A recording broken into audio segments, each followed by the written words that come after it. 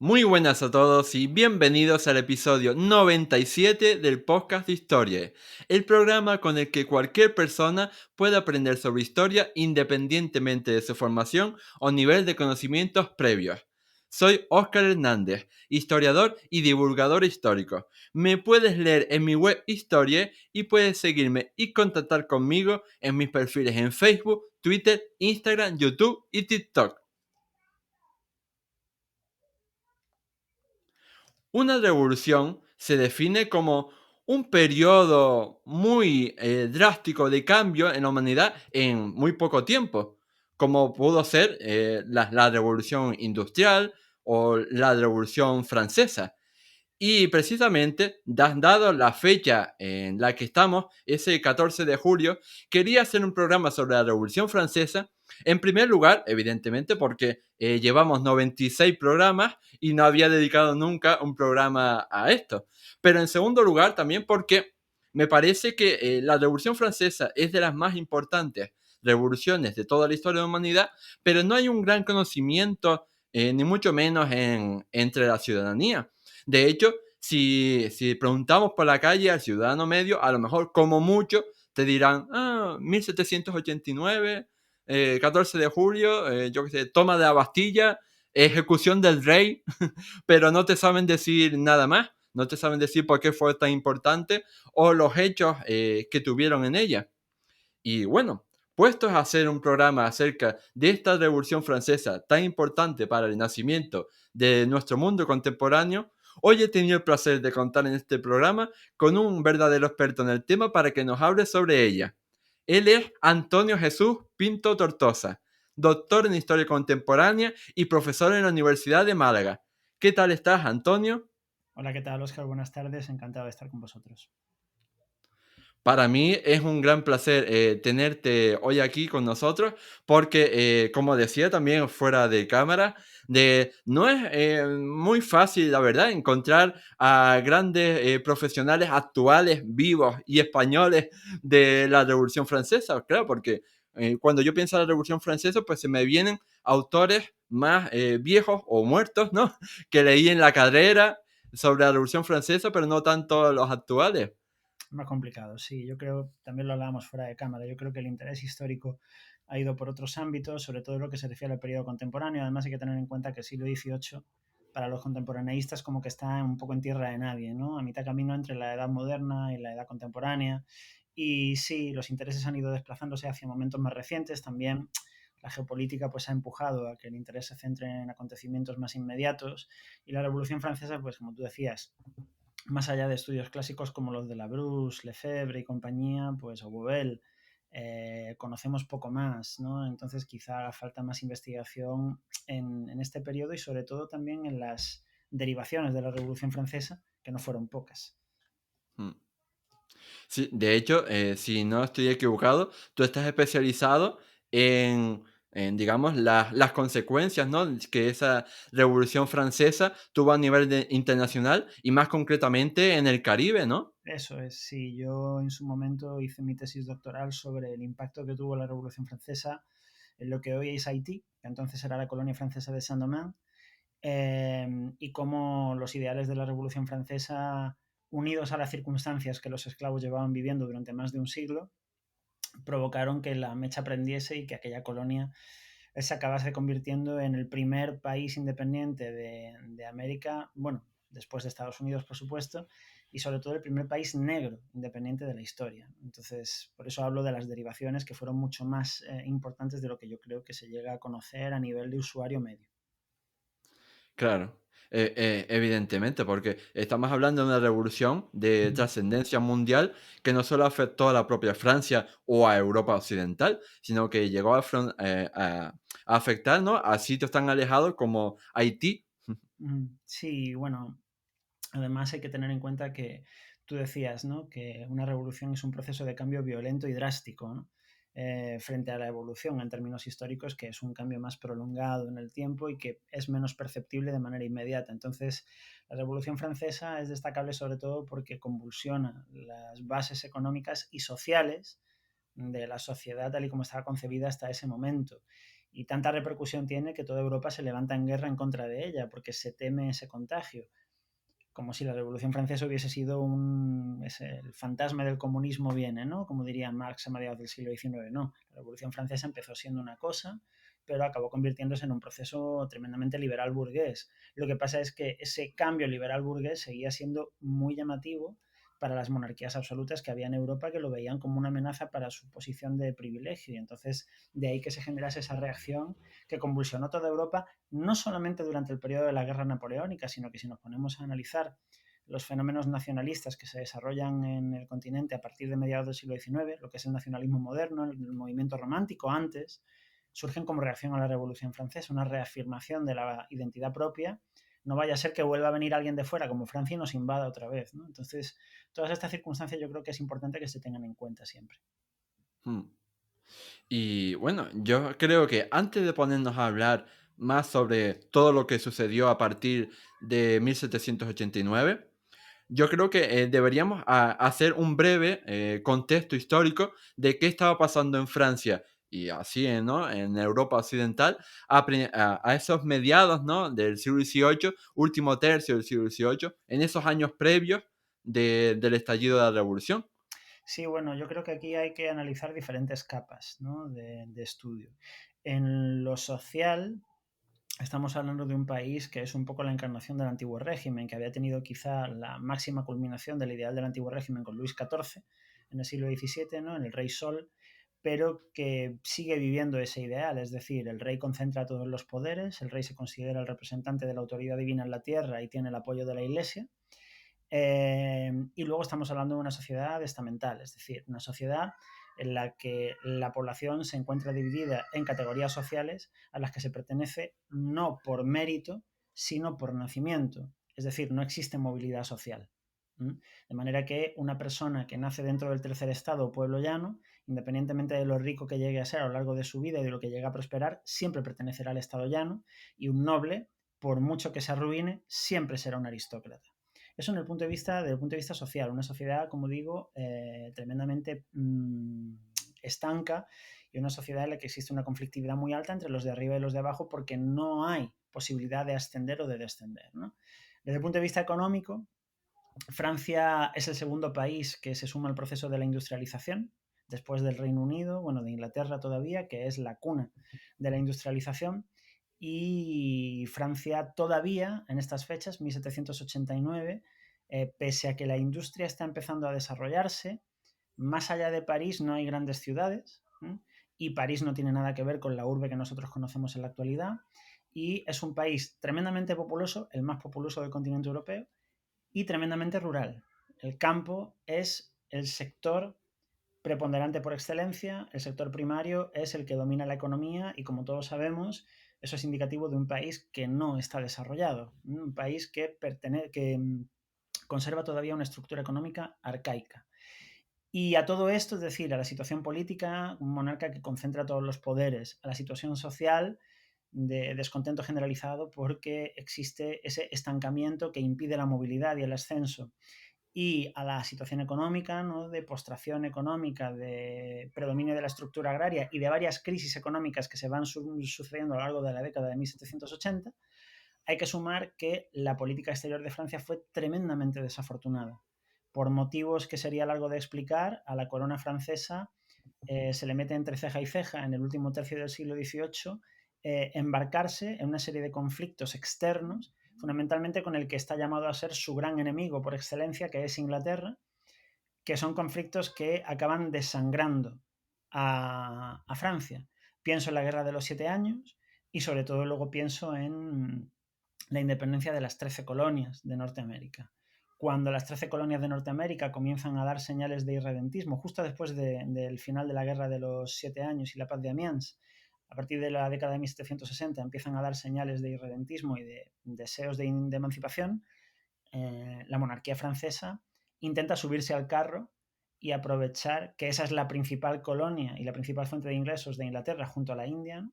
Para intentar apoyar la independencia y así dañar a Inglaterra. De lo que no se da cuenta la clase política, si se puede hablar de clase política francesa en este momento, es de que apoyar a las 13 colonias tiene dos saldos negativos. El primer saldo negativo es que la ideología que mueve a los patriotas de Norteamérica no tiene nada que ver con la ideología del Estado francés. Y el segundo, participar en esa guerra supone un alto coste para las finanzas francesas que ya estaban lastradas por tener que sustentar el elevado nivel de vida de la aristocracia, del clero y de la corte. Hasta tal extremo que en vísperas de la Revolución Francesa, en el presupuesto francés, más del 50% de los ingresos de Francia se destinaban a pagar la deuda del Estado. Es decir, aquello dejó a Francia totalmente trastocada y va marcando el terreno de lo que pasará a partir de julio del año 1789 sin ninguna duda. De hecho, para que lo sepan nuestros oyentes, es el germen, ¿no? de la Revolución Francesa.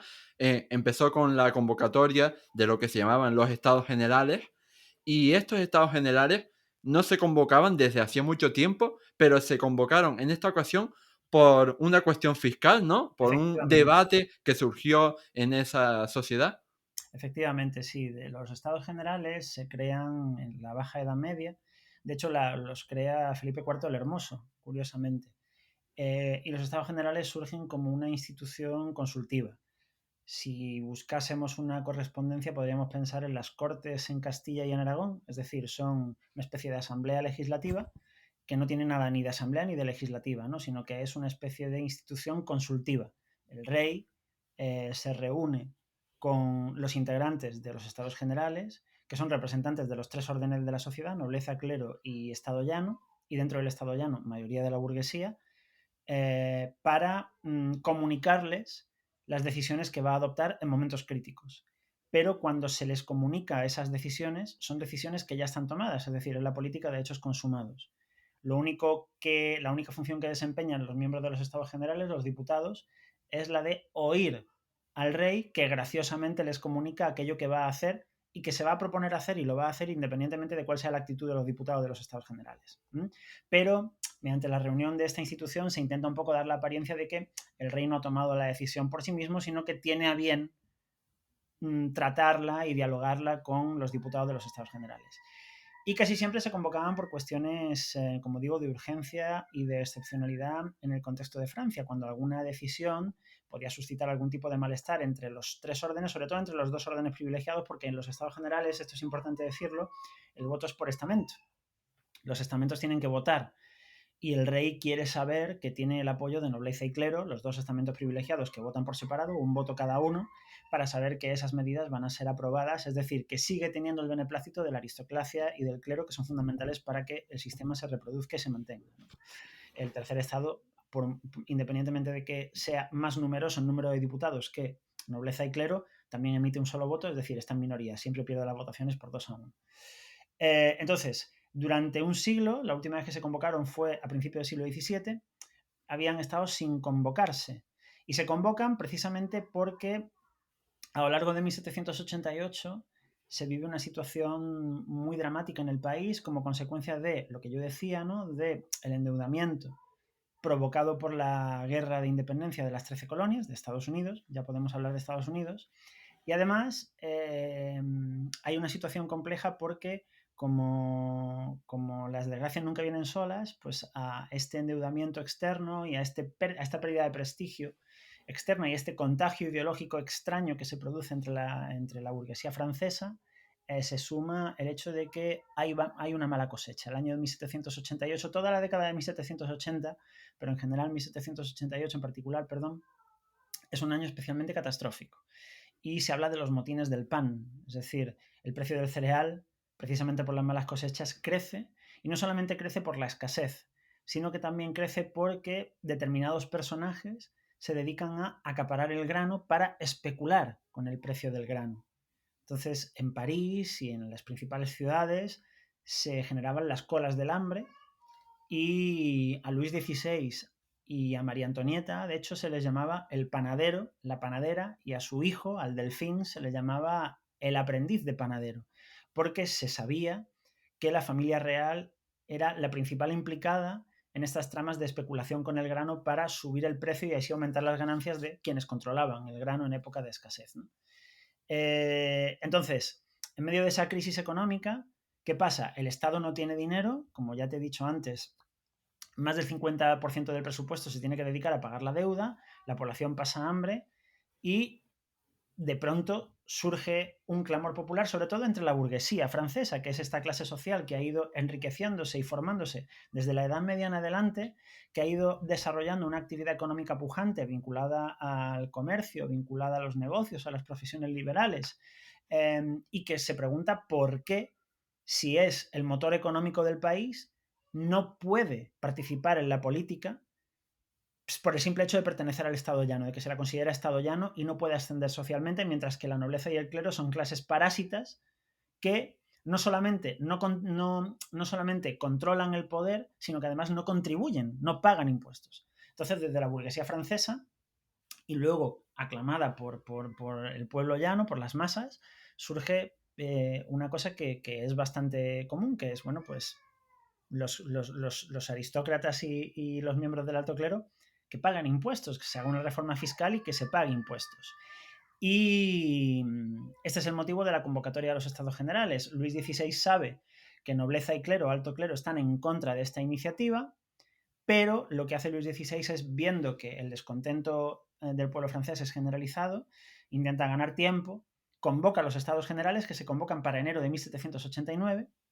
Mejor dicho, se convocan en enero de 1789 para reunirse a partir de mayo de 1789. Mm. Los convoca Necker, los organiza el ministro de Finanzas, Necker. Eso da una idea de cuál era la finalidad. La finalidad es decidir, ¿van a pagar impuestos nobleza y clero? Sí o no. Y desde que se hace oficial la convocatoria hasta que se inician las reuniones, pues lo que intenta Luis XVI es un poco ganar tiempo para no enajenarse la opinión ni de la nobleza ni del clero. Decirles, oye, que yo he convocado esto, pero porque mirad cómo está la gente, que se nos echa encima. Y parece que ahora va en serio, pero que yo estoy a vuestro favor. No me veáis como un enemigo, ¿vale? Y en ese contexto es en el que se convocan los estados generales. ¿Qué pasa? Pues que desde enero hasta mayo, los diputados que se van a reunir en los estados generales reciben de aquellos miembros de la clase social a la que representan lo que se conoce como los cahiers de doléances, los cuadernos de quejas. Y en esos cuadernos de quejas, los miembros del tercer estado, significativamente la burguesía, pero todos los miembros del tercer estado en general, van a dirigir a los diputados del tercer estado pliegos de quejas en los que manifiestan cuáles son sus preocupaciones y sus exigencias y por qué ese descontento creciente contra el orden social, político y económico que está establecido en Francia. Y en ese estado de ánimo, en mayo de 1789 se inaugura la reunión de los Estados Generales, que es, pues, el principio del fin de la monarquía absoluta en Francia. Esto de los cuadernos de quejas de los estados generales ya lo conocía, pero siempre me ha parecido súper curioso, ¿no? De hacer un cuaderno, ¿no? Con quejas para trasladarlo a esos estados generales. No, yo sé que no tienen ni margen de comparación, pero yo me imagino, ¿no? El Congreso de los Diputados, ¿no? En el que hubieran traído cuadernos de quejas de los ciudadanos y los políticos los leen. No sé, una locura. Sí, pero eso tiene mucho que ver, mira, esto que comentas, Oscar, es muy interesante y tiene mucho que ver con el sentido que habían tenido los estados generales hasta entonces. O sea, cuando los estados generales se crean en el siglo XIV y en las reuniones que se van celebrando en adelante, hasta la última, a principios del siglo XVII, a los estados generales la representación es mínima, mínima. Entonces, la existencia de cuadernos de quejas, de pliegos de quejas, tiene sentido en un sistema representativo en el que la representación es ínfima. Mm. ¿Qué pasa? Pues que cuando se convocan en enero del 89 para empezar a las reuniones a partir de mayo del 89, la efervescencia social es tal que los cuadernos de quejas llegan por miles, a los diputados del tercer estado sobre todo. Y eso también es un síntoma de que el paradigma sociopolítico ha cambiado, de que el pueblo llano y en general los miembros del tercer estado se sienten muy interpelados a participar y creen que esta es la ocasión. Y además es un mensaje que se les transmite desde los diputados burgueses del tercer estado. Si queréis manifestar vuestro descontento, este es el momento. Venga. Y claro, la cantidad de pliegos de quejas que se reciben desbordan no solamente a los diputados del tercer estado, sino que luego abruman a los diputados de los otros dos órdenes cuando se dan cuenta de cuál ha sido la capacidad de convocatoria de los diputados del tercer estado y cuán cantidad de manifestaciones de descontento están llegando del resto de la sociedad francesa. Mm. Decías antes, explicabas que el tercer estado siempre perdía las votaciones porque se votaba por estamentos y entonces, claro, pues si nobleza y clero se unían, pues entonces ya eran 2 contra 1.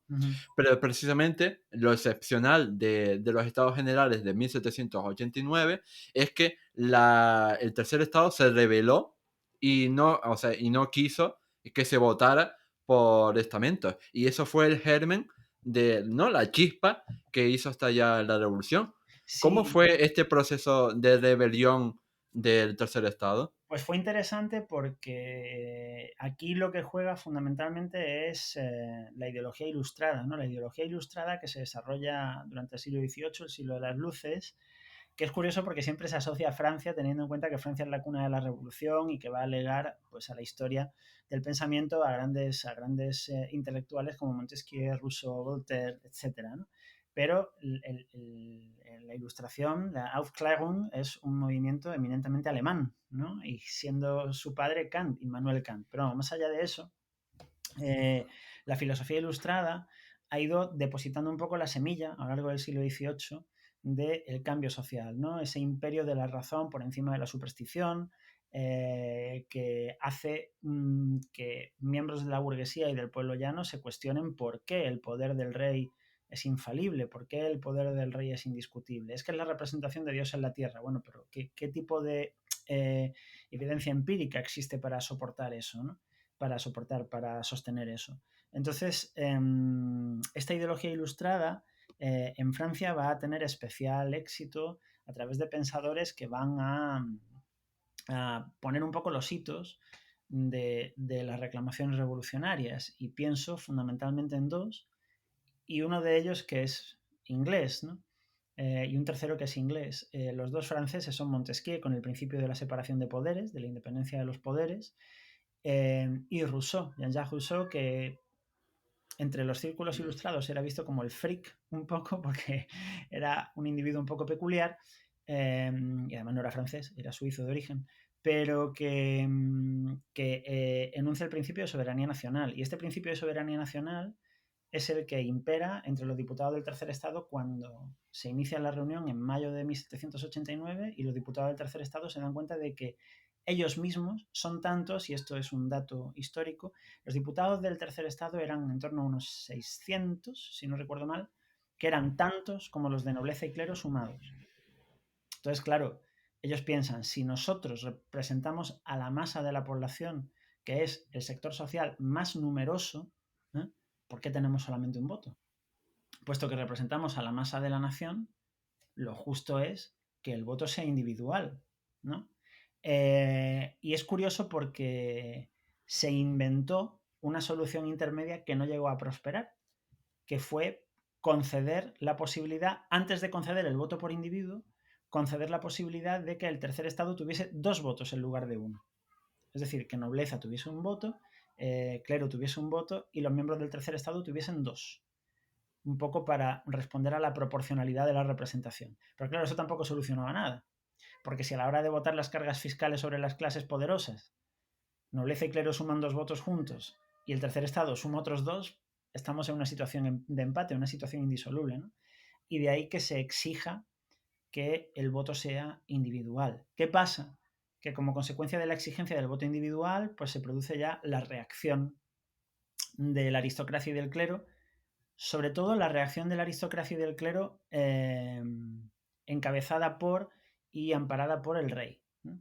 Cuando se produce esta primera controversia en torno al voto individual, es cuando la Guardia Real y el Ejército rodean la sede de los Estados Generales, lo cual constituye una coerción sobre los representantes del tercer estado, que interpretan que lo que la corona les está diciendo es: cuidado con lo que hacéis y con lo que decís, que el ejército está aquí y el ejército está de nuestro lado, no del vuestro, ¿no? Y luego el segundo momento viene cuando los diputados del tercer estado exigen que las reuniones para deliberar se celebren por separado, de estos estamentos por separado, de nobleza, clero y tercer estado por separado. Y se les dice que vale, que de acuerdo, pero el primer día que se van a reunir conjuntamente en un salón, ese salón está ocupado para una audiencia real. El rey, con la excusa de que va a celebrar una audiencia, les prohíbe acceder al salón donde se tenían que reunir los diputados del tercer estado, que es una manera de dinamitar su labor. Bueno, sí, vais a votar por individuo, pero es que no os voy a dejar reuniros, y como no os vais a poder reunir, no vais a poder establecer ningún acuerdo para que luego el voto sea unánime. Y ese momento es decisivo, porque en ese momento es cuando los diputados del tercer estado deciden marcharse y se reúnen en el salón del juego de pelota, donde resuelven, junto con, que esto es importante, no solamente los diputados del tercer estado, sino que además algunos miembros de la nobleza y del clero que se dan cuenta de que el trato que se les está dispensando es injusto, deciden reunirse y instituirse en Asamblea Nacional. Es decir, ellos se proclaman a sí mismos representantes de la voluntad de la nación francesa. Una nación francesa que está en contra del orden establecido y que reclama y exige cambios. Y ese es el momento fundacional, por así decirlo, de la Revolución Francesa. Esto sucede en junio del año 1789 y semanas más tarde tiene lugar pues, el episodio de la toma de la Bastilla, que es considerado el hito que marca el inicio de la Revolución Francesa. Hmm. Claro, aquí para que lo entiendan nuestros oyentes, pues hay que entender y comprender muchos aspectos, ¿no? Muchas facetas en este poliedro. Como tú decías, las ideas ilustradas, pero también has introducido ahora el concepto de nación, ¿no? El concepto de que es fundamental y que no había existido hasta este momento, el concepto político de nación contemporánea. Y a la misma vez, ¿no? La idea de hacer una constitución que, ¿no? Que nos diga que no estamos simplemente aquí por el rey que tiene derecho divino, sino que hay más cosas. Y bueno, más allá de esto, como tú decías, uno de los hitos fundamentales y más famosos de la Revolución Francesa, que de hecho por eso es el Día Nacional de Francia, el 14 de julio, fue por la toma de la Bastilla, que se produjo pues en esa fecha, el 14 de julio de 1789. Pero para que lo comprendan nuestros oyentes, ¿qué era exactamente la Bastilla? ¿Qué importancia simbólica tenía haberla tomado? Sí, pues mira, antes de seguir, que se me ha olvidado comentar una cosa antes, respecto a lo que decías de la nación en términos políticos, pues efectivamente, pero la nación no entendida como la concebimos hoy, ¿no? Que esa idea de nación, lo hablábamos antes fuera de, bueno, al principio, es una idea de nación que surge a raíz del movimiento romántico en el primer tercio del siglo XIX, como reacción a la invasión napoleónica, la nación en tanto que comunidad de individuos que comparten una identidad similar. No, en la Revolución Francesa la idea de nación es una idea de el pueblo soberano. Es decir, el tipo de Vale. representación que tengamos es un tipo de representación que nosotros nos vamos a dar porque nos juntos somos más que vos. Es la frase famosa que los diputados del tercer estado le dicen a Luis XVI, ¿no? Si todos nosotros representamos mucho más que la aristocracia, el clero y la corona juntos, ¿cómo es posible que vosotros que sois minoría nos gobernéis? Y aunque no gobernéis, lo justo sería que hubieses emanado de la voluntad popular, ¿no? Este es el principio que Rousseau había enunciado. Y luego antes te he dicho que hay dos pensadores, ¿no? Montesquieu, Rousseau, y te decía, y uno inglés, John Locke, al que no mencioné, ¿no? Porque se me pasó, pero sí, John Locke también es fundamental porque John Locke introduce también un elemento esencial que es el elemento de la legitimidad del gobernante. El gobernante es elegido por el pueblo, es decir, es depositario de la voluntad popular. En el momento en el que el pueblo considere que ese gobernante está violando los derechos de aquellos que le han elegido, el pueblo está legitimado para deponerlo y elegir otro gobernante, ¿no? Dicho lo cual, hablábamos de la toma de la Bastilla, ¿no? Y de qué es la Bastilla. A ver, para un poco entendernos, la Bastilla tiene dos funciones, ¿vale?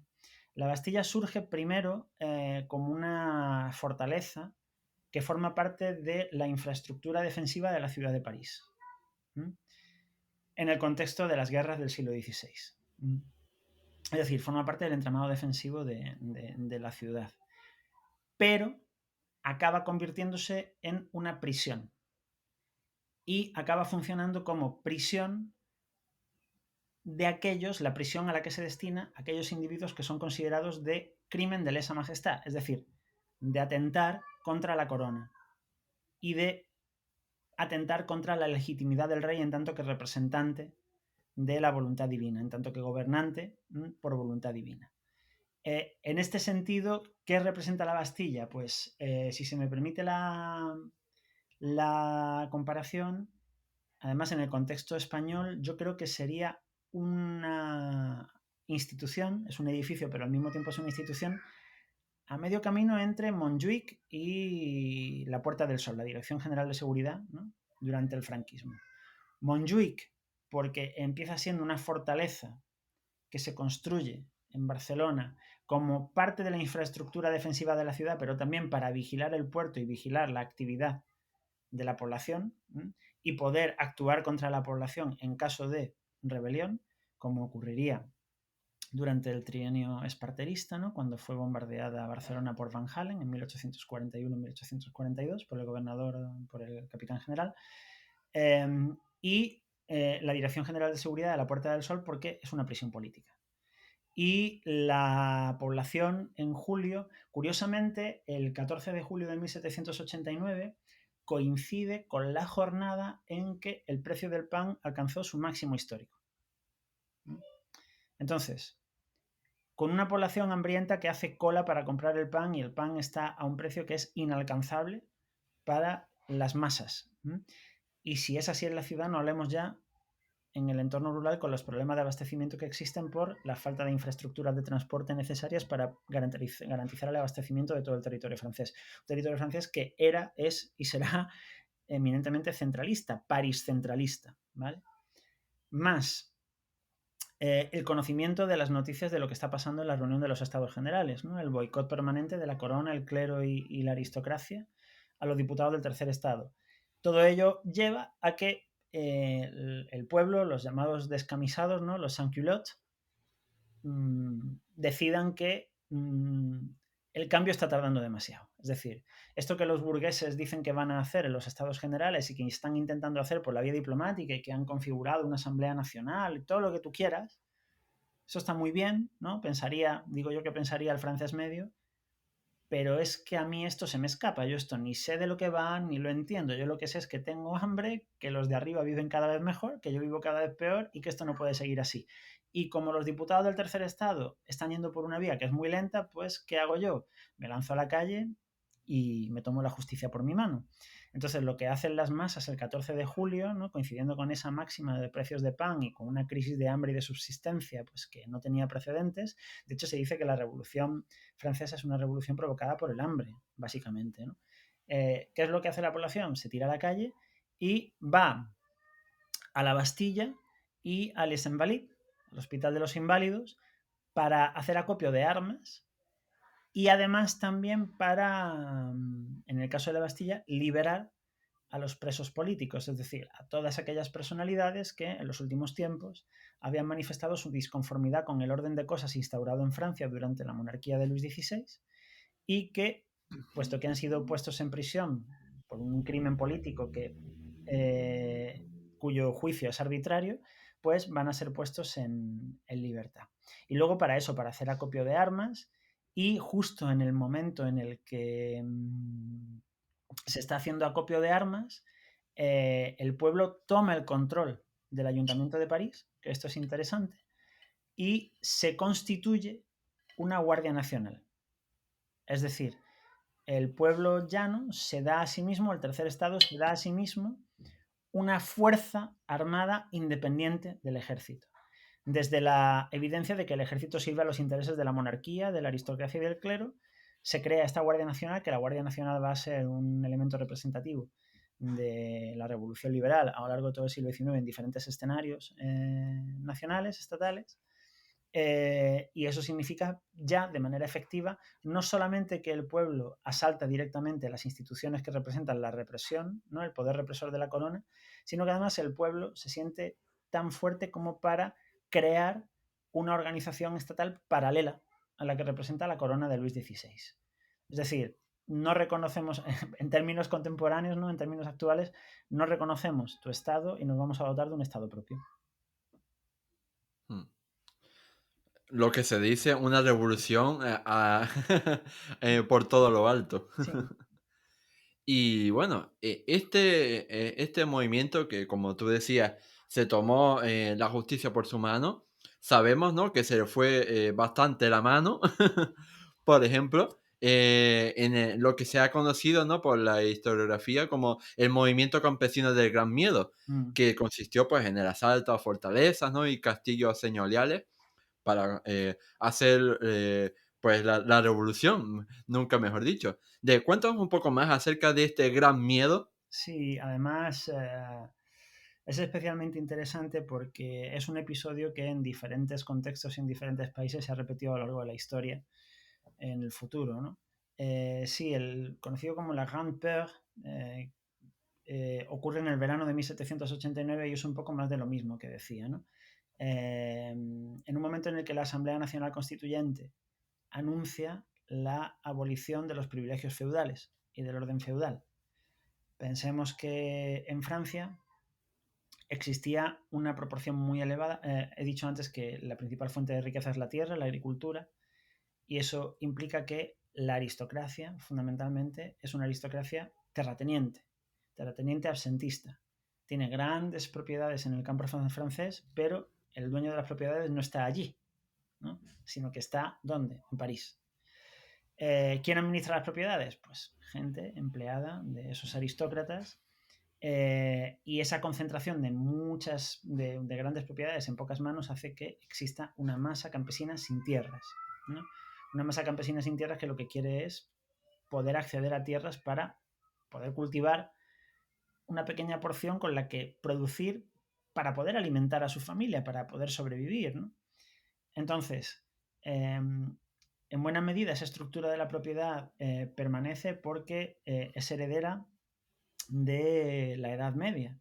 El feudalismo se ha perpetuado en el tiempo, cambiando en la forma, pero no en el fondo, ¿no? Pensemos, por ejemplo, que el feudalismo no es abolido en España, por ejemplo, hasta la desamortización de Mendizábal, cuando se acaba con los señoríos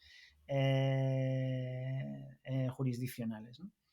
Entonces, se abole el sistema feudal por parte de la Asamblea Nacional el 11 de agosto de 1789, lo cual se interpreta como que los aristócratas ya no van a poder concentrar tanta propiedad en sus manos y hay que redistribuir la propiedad. ¿Eso a qué iba a conducir? ¿En qué piensan los miembros de la Asamblea Nacional cuando llevan a cabo esta reestructuración de la propiedad? No piensan en la tierra para el pueblo, en absoluto.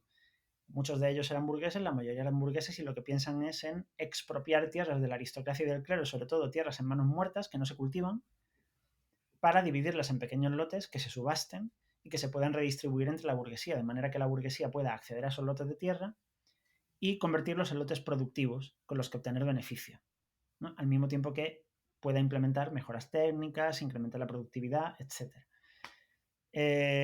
Pero de nuevo, esa abolición del orden feudal legalmente es un proceso lento y complejo porque además la aristocracia no reconoce la abolición, se levanta en pie de guerra. ¿Y qué pasa? Pues lo mismo que pasó el 14 de julio en las calles de París, pasa en el campo en agosto.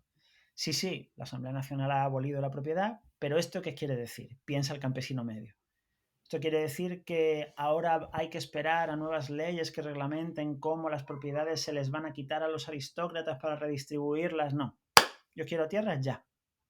¿Y qué sucede? Pues que en la jornada del 11 de agosto, en todo el campo francés, los jornaleros, los campesinos sin tierra, se dedican a asaltar las propiedades de los grandes terratenientes, de la aristocracia y del clero, y a ocuparlas por la fuerza, incluso asesinando a quienes vivían en esas tierras, administradores o dueños en muchos casos, ¿no?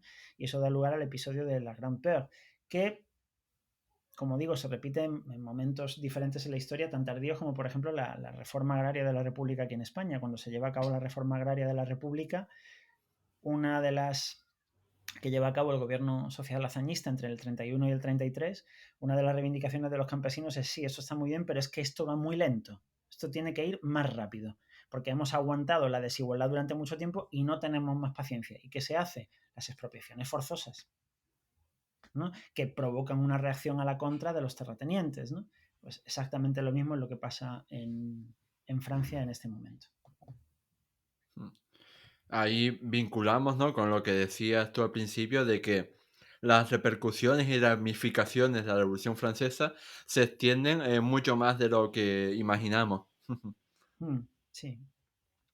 Y bueno, en este verano de 1789 también se produjo un hito fundamental en la historia de la Revolución Francesa y en la historia universal en general, que fue la Declaración de los Derechos del Hombre y del Ciudadano, aprobada a finales de agosto de 1789. ¿Puedes contarnos un poco acerca de cómo se llegó a esta declaración y qué contenía? ¿Por qué fue tan importante? Sí, a ver, en la Declaración Universal de los Derechos del Hombre y del Ciudadano, yo creo que hay que destacar a un personaje que es Denis Diderot, ¿no? Que es la cabeza pensante. De hecho, te recomiendo a ti, recomiendo a los oyentes, si os gusta la novela gráfica, un poco vinculándolo con el podcast que Gerardo Vilches y yo teníamos este año, este año pasado y el anterior, vinculado a la Universidad Europea, una novela gráfica que se publicó ahora como 3 años, yo creo que fue antes de la pandemia, que se llama Los Enciclopedistas. Es una novela gráfica cortita que habla de la Francia de esta época y en la que el protagonista es precisamente Diderot. Bueno, la Declaración de los Derechos del Hombre y del Ciudadano es un hito también sin precedentes porque es la primera vez que por escrito, aplicando a la práctica los principios de la Ilustración, se reconoce la igualdad de base de todos los hombres desde el nacimiento, ¿no? Todos los hombres son iguales ante la ley. Es decir, no existen distinciones de clase. Y esto es fundamental para acabar con la discriminación que ha existido hasta este momento, es decir, en el momento en el que se declara todos los hombres son iguales ante la ley, se está acabando con la sociedad estamental. Y además, también es fundamental porque al mismo tiempo que esa declaración destruye la sociedad estamental, construye la sociedad liberal. Por tanto, ¿cuál es la única diferencia que hay entre los hombres? La que ellos mismos sean capaces de generar entre ellos por su propio mérito. Ya está. Acabamos con la sociedad estamental y creamos la sociedad de clases, ¿no? Y sobre todo es importante porque aspira a acabar, es también una piedra angular en la construcción de la separación de poderes, ¿no?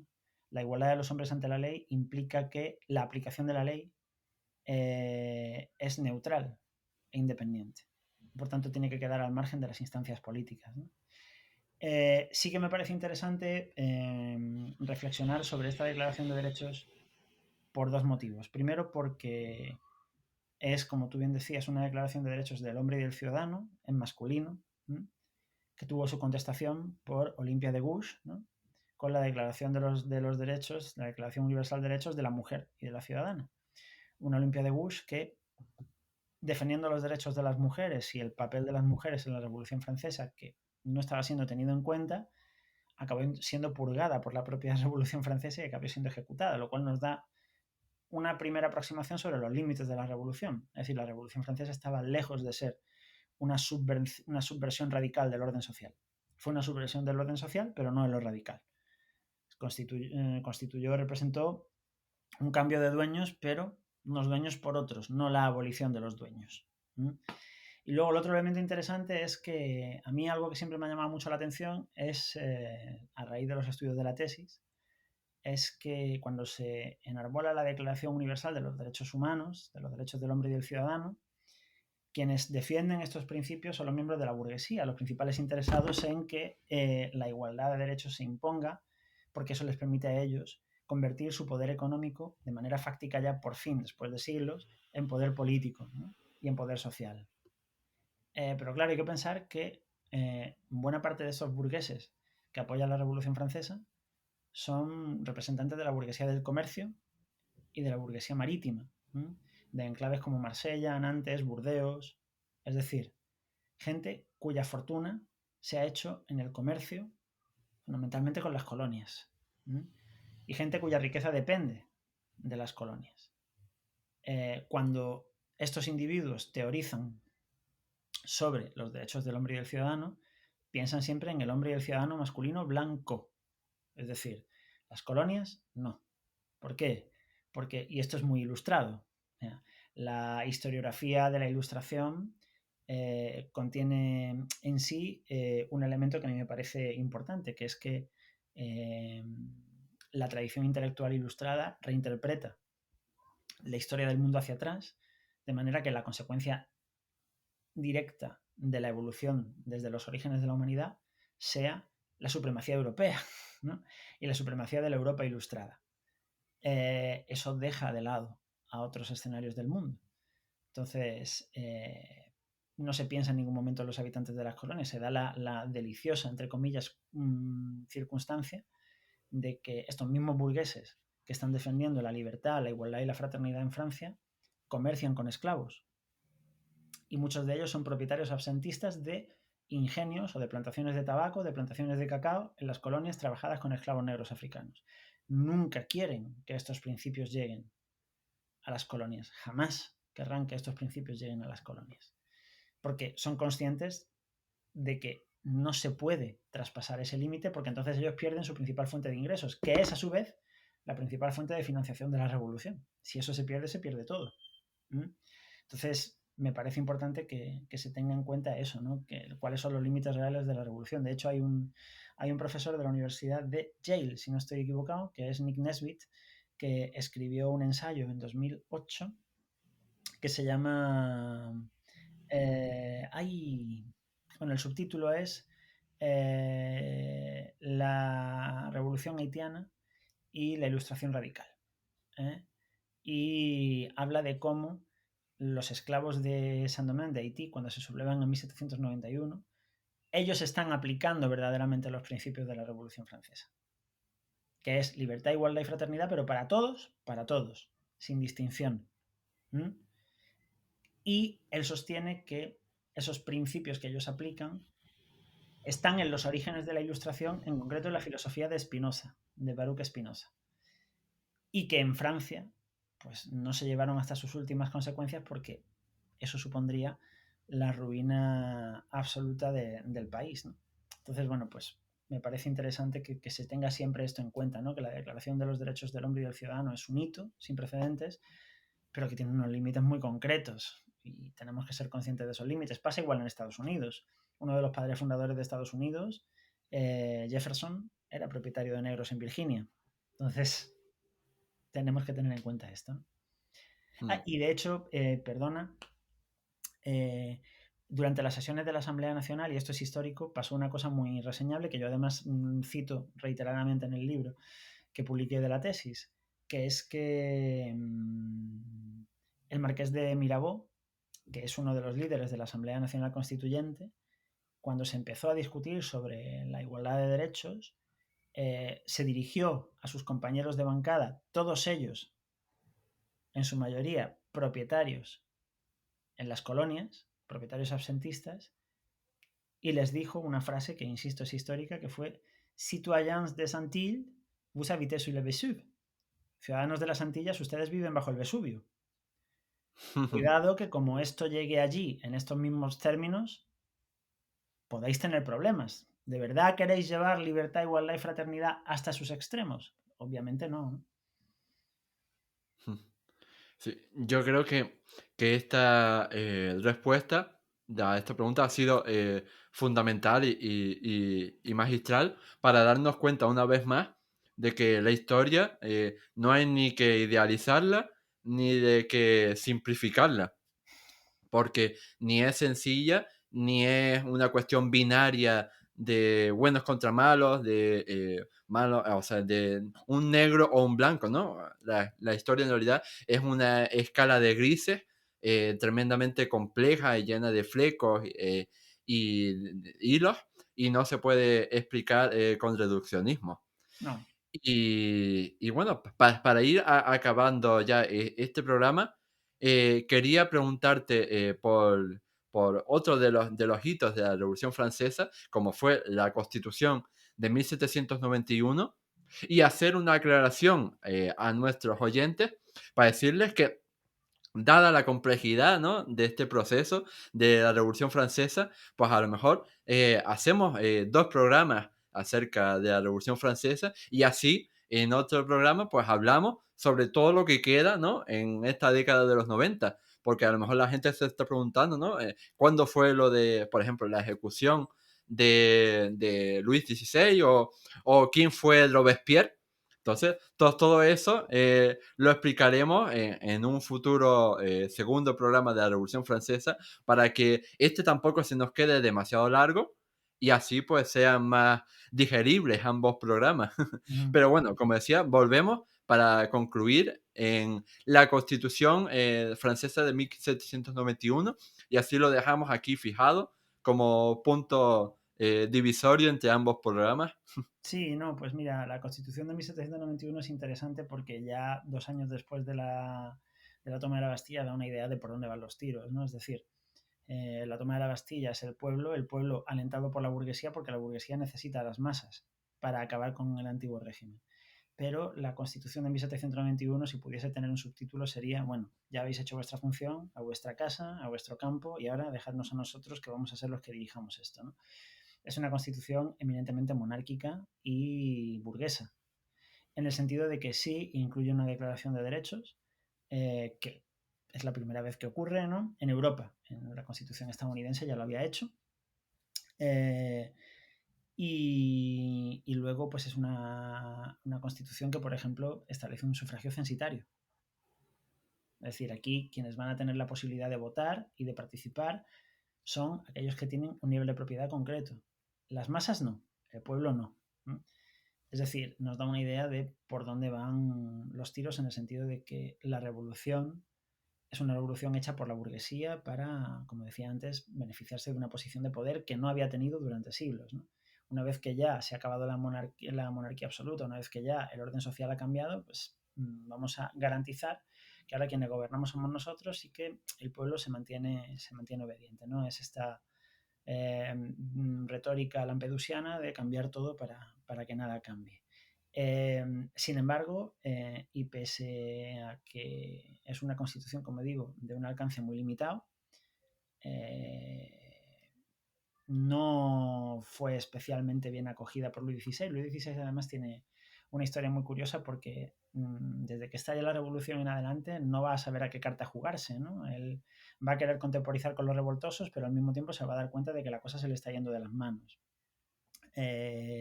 Por ejemplo, cuando en el verano del 89 tiene lugar la Grand Peur, el episodio de la Grand Peur, ¿no? En octubre del año 89 habrá un momento en el que las mujeres en París asalten Versalles reclamando pan, ¿no?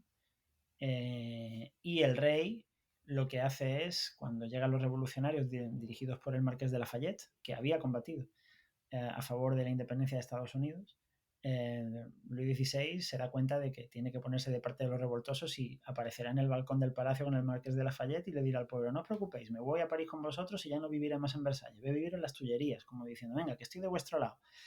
Pero aún así hay momentos en los que se da cuenta de que la cosa se le va de las manos y en 1791, en un ambiente ya burgués conservador que está reconduciendo la revolución y que dará a luz a esta constitución de 1791, Luis XVI se intenta, hablando mal y pronto, pirar, ¿no? de Francia.